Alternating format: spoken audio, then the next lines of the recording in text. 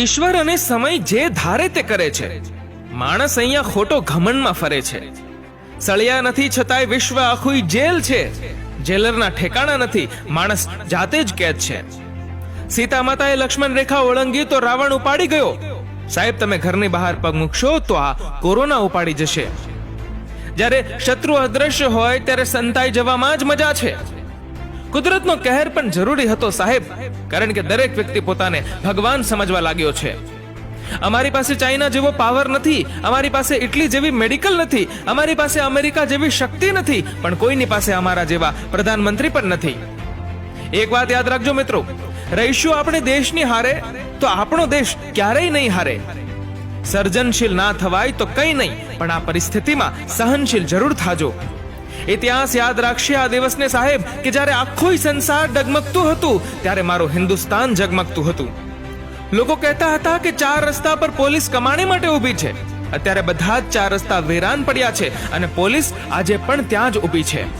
લોકડાઉનથી એક વાત તો શીખવા મળી કે જીવન જરૂરિયાતના ખર્ચા તો ખૂબ ઓછા છે. ખર્ચાઓ તો ફક્ત ઊંચી લાઈફસ્ટાઈલ અને દેખાડો કરવા માટે જ થાય છે. જે ઘર બનાવવામાં આખી જિંદગી વિતાવી દીધી, આજે એ જ ઘરમાં રહેવાથી અકળાઈ રહ્યો છે આજનો માનવી. ઇતિહાસ કહે છે કે જ્યારે જ્યારે પણ દુનિયા પર આપદા આવી છે એના પછી સમય ખૂબ સારો આવ્યો છે.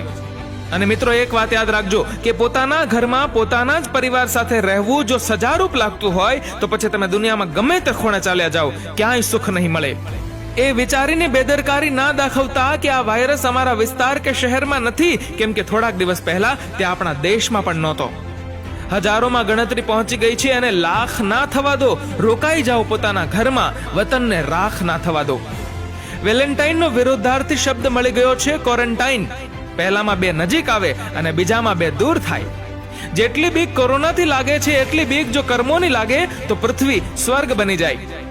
લોકડાઉનથી હજુ પ્રદૂષણ એટલું ચોખ્ખું નથી થયું કે આપણને આપણા જ અવગુણ અને વાંક દેખાય. દોડતા હતા ત્યારે એવું લાગતું હતું કે આપણા જેવું કોઈ સમર્થ નથી, અને સહેજ નવરા પડ્યા ત્યારે લાગ્યું કે આટલું દોડ્યા તેનો કોઈ અર્થ જ નથી. વાહરે સમય, પૈસા પાછળ બધું જ નેવે મૂકી ભાગતી દુનિયા આજે પોતાનો જીવ બચાવવા પૈસાને અડતા પણ ડરે છે. દાન કે સહાય કરતી વખતે કેમેરો ઘરે રાખો. લોકો મુશ્કેલીમાં છે, ભિખારી નથી, કારણ કે લાખો શ્વાસ દાનમાં દઈ અદ્રશ્ય રહે છે ઈશ્વર, ફોટો પાડીને બતાવતો નથી. માણસ જેટલી વધારે ચીજો વગર ચલાવી શકે એટલો તેને વધારે ધનવાન સમજવો.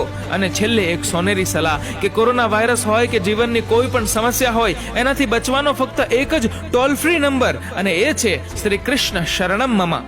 માણસે માણસનો ફક્ત ઉપયોગ કર્યો છે, ના છૂટકે કુદરતે એક પ્રયોગ કર્યો છે. આવો પણ સમય આવશે નહોતી ખબર, માણસને જ માણસનો ડર લાગશે નહોતી ખબર. મોંઘામાં મોંઘા કપડા કબાટમાં લટકાવી દેવામાં આવ્યા અને બ્રાન્ડ વિનાનું માસ્ક બાજી જીતી ગયું. કોરોના વાયરસના માધ્યમથી ઈશ્વરનો સુંદર સંદેશ કે તમે પૃથ્વી પરના મહેમાન છો, માલિક નહીં. કુદરતે આપેલી ભેટોને આપણે નુકસાન પહોંચાડ્યું છે. આ કોરોના વાયરસ એની છેલ્લી નોટિસ છે. મંગળ પર જીવન વિકસાવવાની વાતો કરતો હતો માણસ, આજે પૃથ્વી પર અસ્તિત્વ ટકાવવા ઝઝૂમી રહ્યો છે. અમુક નાસ્તિક લોકો મેણા મારે છે કે હોસ્પિટલ ખુલ્લા છે અને ભગવાનના દ્વાર બંધ છે. ના ભાઈ, ભગવાનના દ્વાર બંધ નથી. જો અદ્રશ્ય વાયરસમાં તમને મારવાની શક્તિ હોઈ શકે છે તો અદ્રશ્ય ભગવાનમાં તમને બચાવવાની પણ તાકાત છે. બસ વિશ્વાસ રાખજો. આજે બધા મંદિરો બંધ છે કારણ કે બધા ભગવાન અત્યારે હોસ્પિટલમાં સફેદ કોટ પહેરીને સેવામાં છે. કોણ કહે છે કે ભગવાન નથી દેખાતા? ખાલી એ જ તો દેખાય છે જ્યારે કોઈ નથી દેખાતું. રહી જો ડાળીઓ તો પાંદડા પણ આવશે.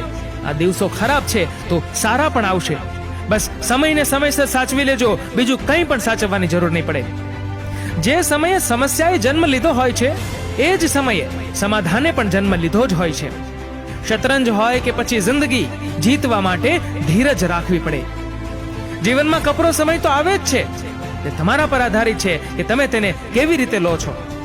કોઈને અડવું નહીં એ આપણે શીખી ગયા, પણ કોઈને નડવું નહીં એ આપણે ક્યારે શીખીશું?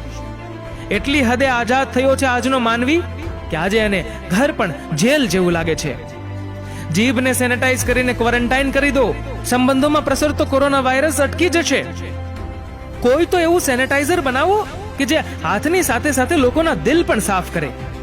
સમય સમયની વાત છે સાહેબ. પહેલા કહેતા હતા કે નેગેટિવ લોકોથી દૂર રહેવું, અને હવે કહે છે કે પોઝિટિવ લોકોથી દૂર રહેવું. કોરોનાએ લોકોને સમજાવ્યું કે આપણો દેશ અને આપણા ઘર જેવી સુરક્ષિત જગ્યા બીજે ક્યાંય નથી. જ્યારે પરિસ્થિતિ બદલવી અશક્ય હોય ત્યારે મનની સ્થિતિ બદલી નાખો. નિમિત્ત કોણ હતું એનાથી ફેર નથી પડતો. નિર્ણય હંમેશા કુદરતનો હોય છે, જે દરેકને સ્વીકારવો જ પડે છે. સમય પણ ઘણો મજાનો છે સાહેબ. પહેલા મળતો નહોતો અને હવે જતો નથી. ક્યારેક પરિસ્થિતિને સમય પર છોડી દેવી જોઈએ. શું ખબર તે પરિસ્થિતિ તમારા પ્રયત્નો નહીં પણ સમય માંગતી હોય. એક સેકન્ડનો પણ સમય નહોતો સાહેબ આ દુનિયાના માણસો પાસે. કુદરતે બધાને એક સાથે જ નવરા કરી દીધા. થપ્પો દાવની રમત ચાલી રહી છે. દાવ કોરોનાનો છે. આપણે છુપાઈને રહીશું તો જીતી ગયા અને બહાર નીકળ્યા તો કોરોના આપણને આઉટ કરી દેશે દુનિયામાંથી. વેન્ટિલેટર કરતા માસ્ક પહેરવું સારું, આઈસીયુમાં રહેવા કરતા ઘરમાં રહેવું સારું અને જિંદગીથી હાથ ધોવા કરતા સાબુથી હાથ ધોવા સારા. જિંદગીમાં પહેલી વખત જોયું કે માણસે જીવવા માટે પૈસા કમાવાનું છોડી દીધું. સમયની વાત છે સાહેબ. ક્યારેક ઘરે પડ્યા રહેવા વાળાને નકામા કહેવામાં આવતા અને આજે ઘરે પડ્યા રહેવા વાળાને સમજદાર કહેવામાં આવે છે. મિત્રો, મારો આ વિડીયો પણ સેનેટાઈઝ કરેલો છે.